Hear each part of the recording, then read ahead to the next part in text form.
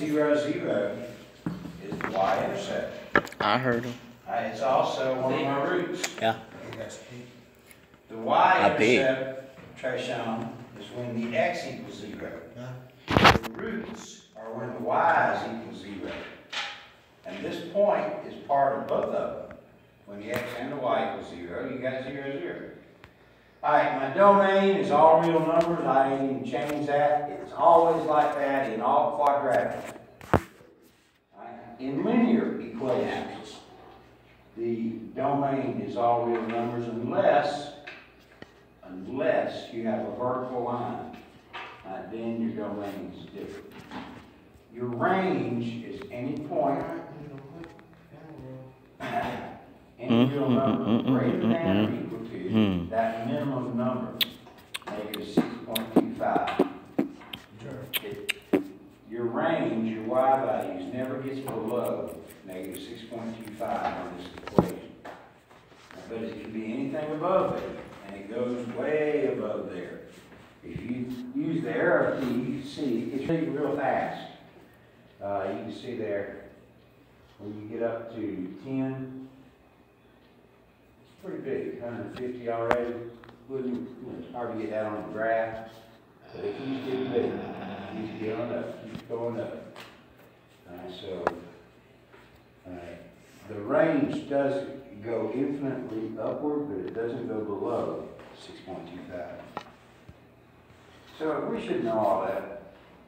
Now, all graphs are not linear, it's quadratic. I think I've talked a little bit about cubic polynomials. And when a cubic polynomial is graphed, it comes up and then turns over, might come back down like a parabola, and then it goes on up the other side just like it came up. It's got like an S shape to it. That's a cubic, third power. There's something else we're going to talk about in this chapter, is exponential factors, exponential equations. And they do different things. They usually just have one curve.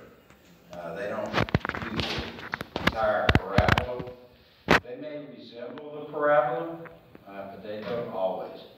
And we'll look at some problems like that. I don't know how many people have taken the tests from last week. You should have taken the test, your self-test for chapter 5 and 6.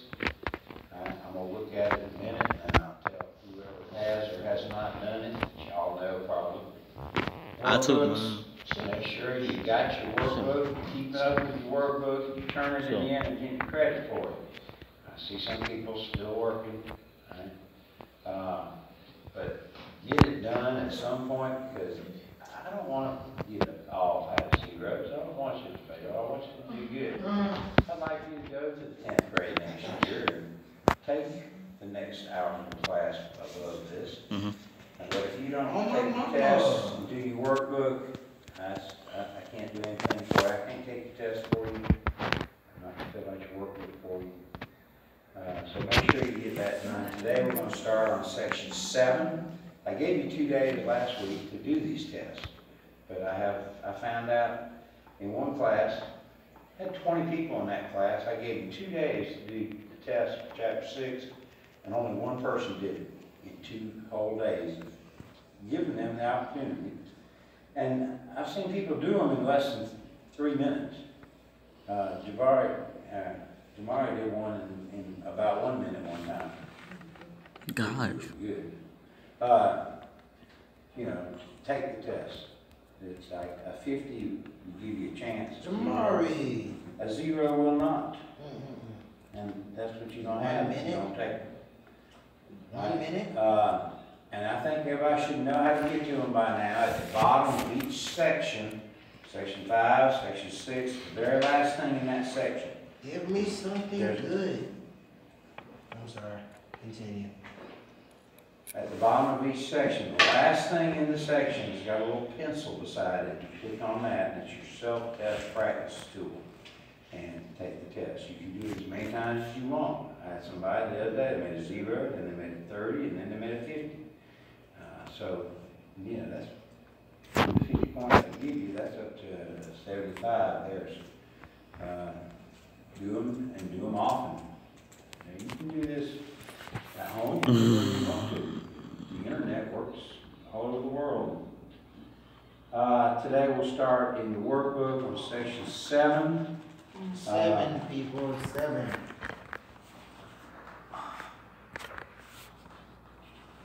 See, you're great.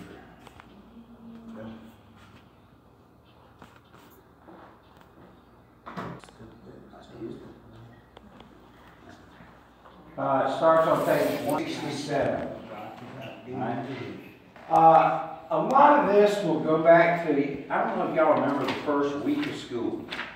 I put some little sequences or series of numbers up there and asked you to find the next 3 numbers in the pattern. And you had to figure out, was it do it plus 3, plus 3, plus 3, or does it go plus 2, plus 3, plus 4, plus 5? We had some that did that just by adding or subtracting, which is called an arithmetic sequence. Arithmetic, it means it's adding something or adding a negative something. Today, he's going to talk a lot about geometric sequences. We had some of them too, which is where you multiply by something each time. We did one where we started with 1, 2, 4, 8, 16, 32, 64, and we multiplied by 2 every time. And I got it up to about 512 and figured y'all could use from there. And well, that's what he's talking about today. Some about the geometric sequences. Alright, so we'll turn it over to Darnell and see what he thinks. Yeah. What? I don't think this takes about 20 minutes.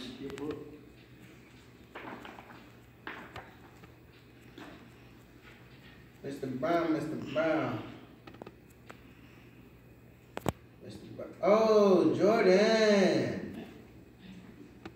Hey, Algebra Nation, welcome to section 7, where we get to look at some exponential functions.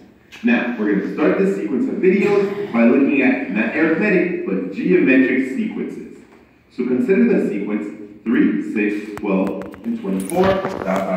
which means this sequence goes on forever. Very good. Now, what pattern do you notice in this sequence? Well, let's check it. From 3 to 6, I would have to, well, I could add 3. 3 plus 3 is 6. Very good. Well, could I add 3 to 6 and get 12? Yes, well, not, right? So that can't be the pattern. Okay, it's got to be something else. Another way to get from 3 to 6 would be to double 3, right? 3 times 2, that's 6. What if I doubled 6? That's 12. Double 12, that's 24. So the pattern here seems to be multiplying each term by 2, right? You're multiplying the previous term by 2 to get the next term. So multiplying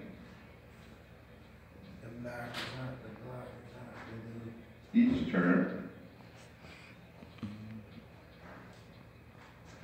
by 2. That's how I get to the very next one. That's the pattern. That's an example of a geometric sequence. Now, as we learn about arithmetic sequences, you're going to see that there are some differences and there are some similarities, right, between geometric and arithmetic sequences. And one of the first differences you're going to notice is each term in the sequence, in a geometric sequence, is going to be the product of the previous term and some real number r. Okay? So it's going to be a product of the previous term and some real number r. Now, just like arithmetic sequences, we can represent the sequence in a table. So we're looking here at a table. Notice here we have the term numbers, okay? In the sequence term and in the actual terms themselves, right? So this part we've gotten down. So here we know that if we have term 1, right? A sub 1, the term would be equal to 3. Very good. Now, our second term, a sub 2, would be equal to 6. And this is, we're getting this by multiplying each one over. Now, what happens if I said term number n, right? So a sub n, you'd have to find an nth term in your sequence. Well, that's going to be, we know how we find that, right? We find these terms by multiplying the first, or the previous term, by some real number r. So I would have to do the previous term, which is a sub n minus 1 times, in this case, I know my real number r is going to be 2. Okay, so times r normally, but since in this case, I'm multiplying by 2, so that's my real number r. Cool? Great. Now in function notation, we know how to 1 is a formula to find the first term. To find the second term, we would have to do formula f of 2. The third, we would have to do f of 3. F of 4 would help us find the fourth term. And to find the fifth term, we need f of 5. So that tells us that to find the nth term, well, f of n, exactly. F of n would help us find the nth term. Cool? All right. Now, how can we find the 10th term of this sequence? Well, we would have to simply keep multiplying by 2 until we get to the 10th term, right? So we'd have to say keep multiplying by 2 until we get to the 10th term, right? Just gotta keep up the process, right? Trust the process, keep moving. All right, now, what we can do is we can actually use the recursive process, where we use the previous term, right? So here, if you're looking at your term numbers, okay, 1, 2, 3, 4, 5, the sequence terms, look at your actual terms. How do we get to the second term? Well, we use the previous term, 3, multiplied by 2. How do we get to the third term? Well, we're going to use a sub 2, which is 6, multiplied by 2. We get the third term. We find the fourth by multiplying the third by 2. We get the fourth. Okay? And you keep up the same process. Now, if we're at 8, how do we find the ninth term? Well, I'm going to take my 8th term, right? A sub 8, which is 384. And I'm going to multiply it by 2. And what does that give me? Well, a sub 8 multiplied by 2, I know that this is going to land me in 768. Exactly. All right. Now you can do mental math here by just multiplying everything separately, right? So if we start with 4, we'll double it, we're going to get 8. 38 doubled, you get 70. All right.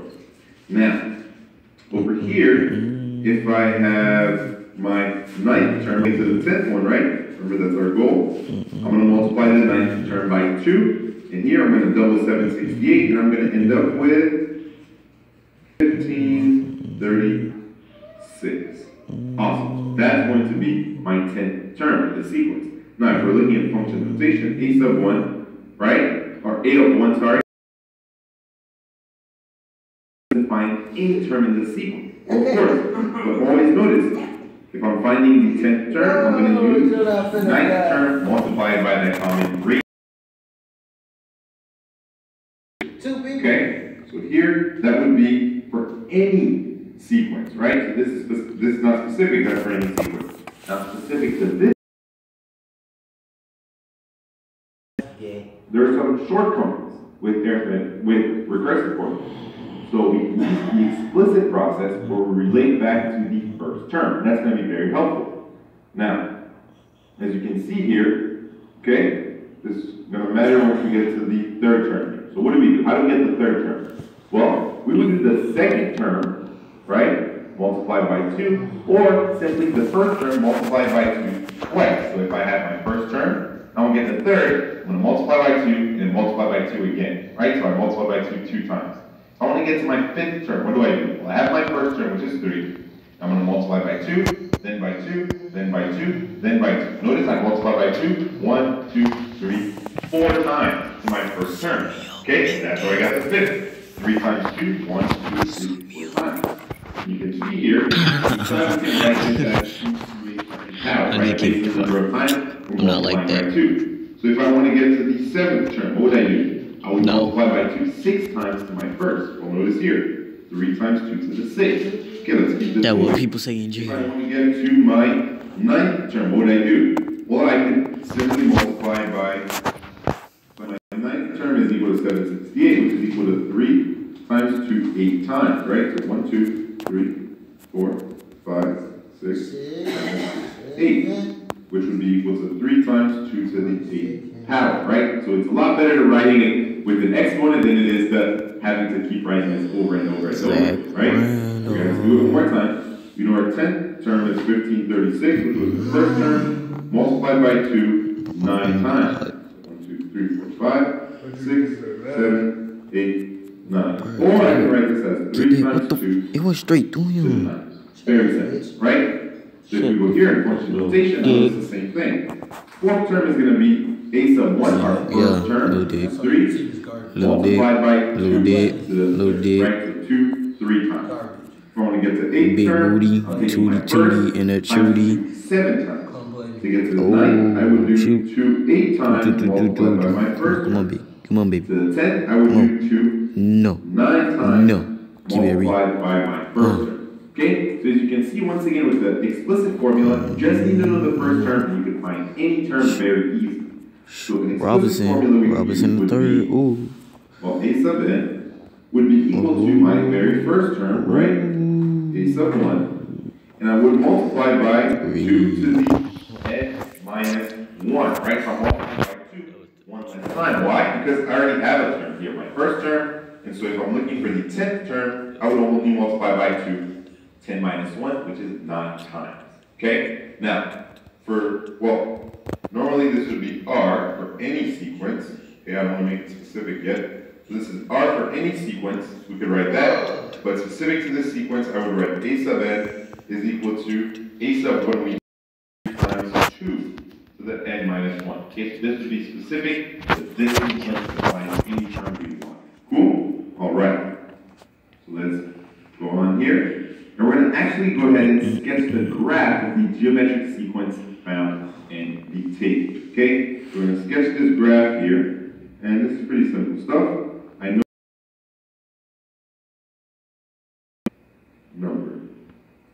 Okay, we just want to see what this graph would look like. Alright, so term numbers. Let's see. Terms are going to go up to 96, so I would want to put scales of 10. So it's 10, 46, 80, 90. Barely made it. Alright, so we just skipped one, which means this is actually a scale of 5, right? Which is right.